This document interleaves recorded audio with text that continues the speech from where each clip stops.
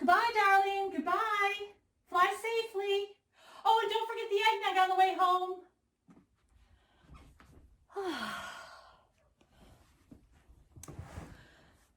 Well, thank goodness he's gone, that old man of mine. Oh, I tell you, he's a good man, a very good man. But he sure does make a mess around the factory, especially this time of year. It's all a woman can do to keep up after him. But he takes good care of those children, though. Oh, we never did have any children, you understand. So I suppose he makes up for it by being kind to all the rest of the children in the world. Still, it would have been nice to have a little St. Nick running around. I keep asking Nicholas who he's going to leave the factory to when he dies. You have to have a plan for these things, you know. Don't be morbid, Greta, he replies. Morbid. I suppose it is hard to be morbid in a place like this. What with the teddy bears and tinsel and all the popcorn decorations you can eat all year round. Still, one must think of one's future, Grandfather used to say. One's future. It sounds funny when your whole entire life is spent caring for the future. Future generations of smiling, bright-faced children, so innocent, asking Santa for an Xbox for Christmas. An Xbox. My heavens, in my day, an Xbox was a milk carton you no longer needed. You know, an Xbox. Oh, but kids today. Well, kids today are just as beautiful as they used to be, I suppose. A little smarter, perhaps. A little too smart for their own good, perhaps. But still, we were pretty clever in our day, too. When I grew up in Switzerland, a tiny little village way up in the Swiss Alps, you could see snow all over the mountaintops. Everything was covered in snow. And that was in July.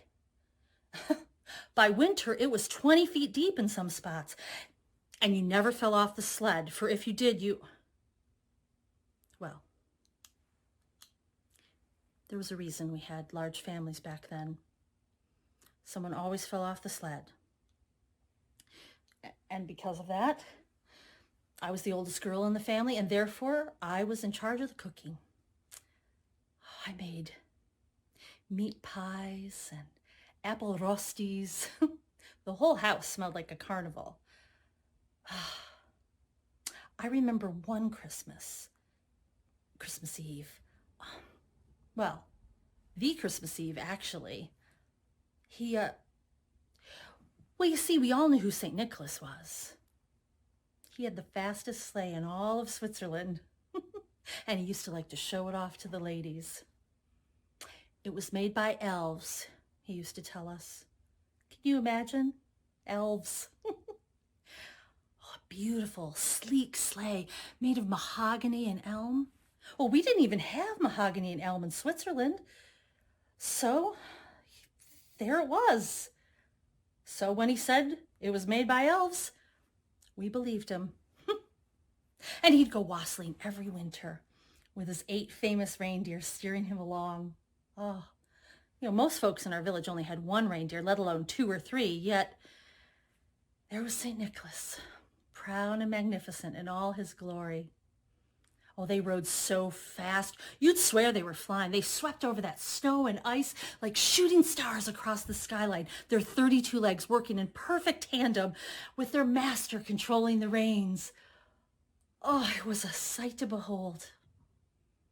Of course, now he has rocket fuel, and those reindeer have long since retired, but I still remember fluttering whenever he would pass. My breath would disappear for minutes on end. He was the Burt Reynolds of our day. Anyway, on Christmas Eve, Santa would make a special trip. He once told me that his favorite tale in all of Christendom was that of the 3 wise men delivering gifts to the Christ child. And he wanted to be part of that tradition. So he considered himself a bit of a magus. And truly, he was wise. So on Christmas Eve, just like the wise men, he traveled far and wide, delivering gifts to every child he could find, as his way of celebrating the birth of Jesus. He'd say, "For in every child's eye is the glimmer of the light of God." And he felt that if he could make them smile, then he could make that light burn even brighter than the sun. Now, the gifts he gave in those days aren't like the ones you see today. Trinkets, really. Certainly no gold or myrrh. Those were gifts for a king, he'd say. And as rich as Nicholas was in spirit, and in reindeer, of course, he simply could not afford such gifts.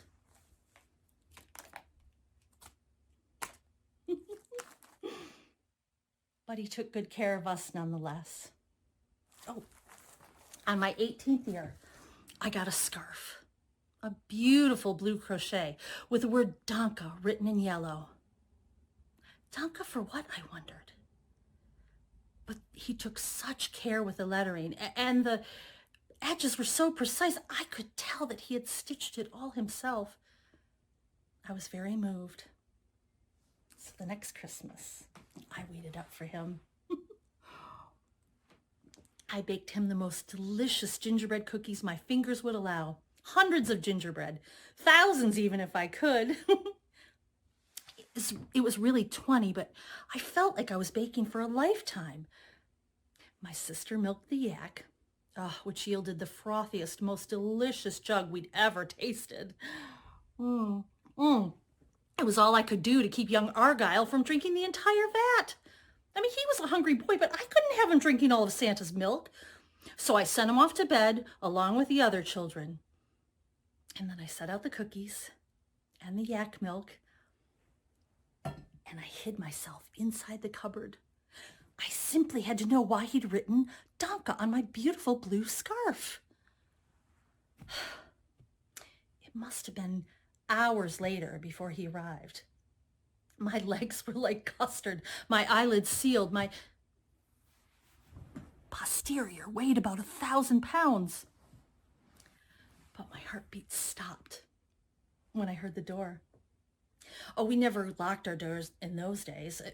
Why, there were no thieves in our little village. And if there were, why, we'd give our food to them gladly, for surely they needed it more than we. Or else why would they be thieves?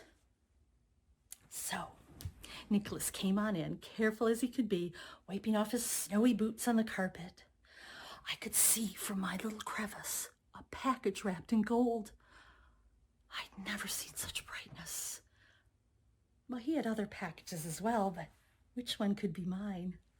I leaned in closer to see, and just before he set them down, I heard him laugh. Ho, ho, ho! His now familiar refrain. He ate 12 cookies in a second flat. I'd never seen a man eat so fast. Of course, you see him now, and you understand where all those cookies went. Oh, he was handsome. Oh, barely a beard, skinny as a sleigh hitch. I watched him drink that yak milk down like it was mead. And then he wiped his mouth off on his sleeve of his big red coat. And then he let out a mighty belch. Oh, I cried from inside the cupboard. Santa turned to me with a start. I exited the cupboard. I'm sorry, I didn't. And then he looked at me like a reindeer in the moonlight. I hope those were for me, he said, pointing to the cookies. Oh, yes, I baked the cookies especially for you. And the yak milk? Oh, yes, and the yak milk. Now, please, sit. You must be tired. Well, this is most kind of you, Miss Greta. I've finished all my other houses, but I've saved the best for last. He handed me the golden package. But, St. Nicholas, this is for me? Open it. I did, my fingers trembling. I opened the package, and inside was a beautiful golden candle. It smelled of frankincense and myrrh.